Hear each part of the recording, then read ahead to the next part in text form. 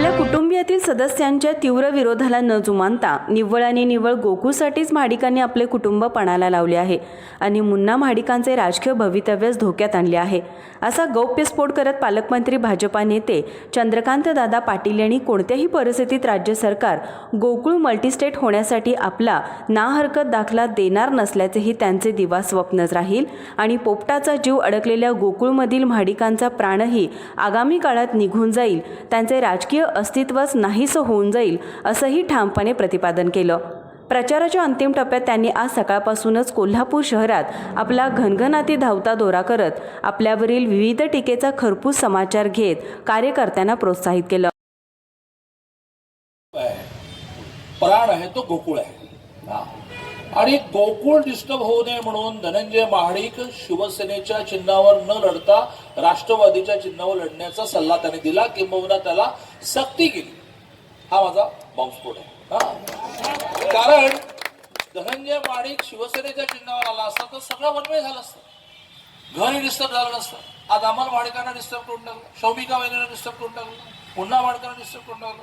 कारण राष्ट्रवादीचं चिन्ह घेताना असताना माहिती होतं की शरद पवारांनी अतिशय प्लॅनिंगने, मुश्रीफांनी अतिशय प्लॅनिंगने, बंटी पाटलांनी अतिशय प्लॅनिंगने राष्ट्रवादीचं तिकीट घ्यायला आपल्याला लावलंय, म्हणजे बरोबर आत ये म्हणून काढायचं, हे बरोबर पिंजरा झालं।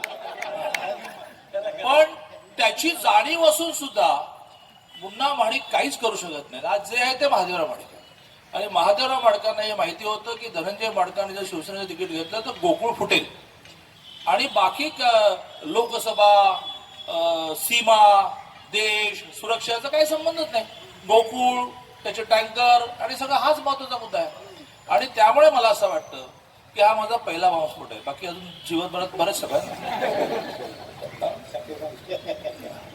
संध्याकाळी सभेसाठी काही शिल्लक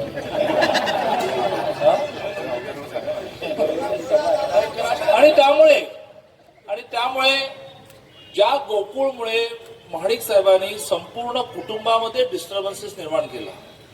अमल महाडिकची पंचायत झाली की मी बीजेपीच्या व्यासपीठावर येऊ की नको, वहिनींची पंचायत झाली, मुन्नाला असं वाटतं की अरे शिवसेना बीजेपी हेच माझे मित्र आहेत। पण केवळ PN पाटील म्हणाले असे की मग आता तुम्ही शिवसेनेत गेलात, मग आम्ही आता गोकुळमधून बाहेर पडतो, त्या गोकुळच्या प्रेमापोटी त्यांनी हे केलेलं आहे। त्या गोकुळला मल्टी स्टेट महाराष्ट्र शासन होऊ देणार नाही।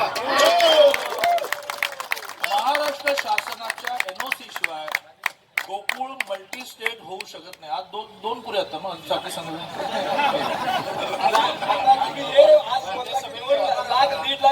वाढली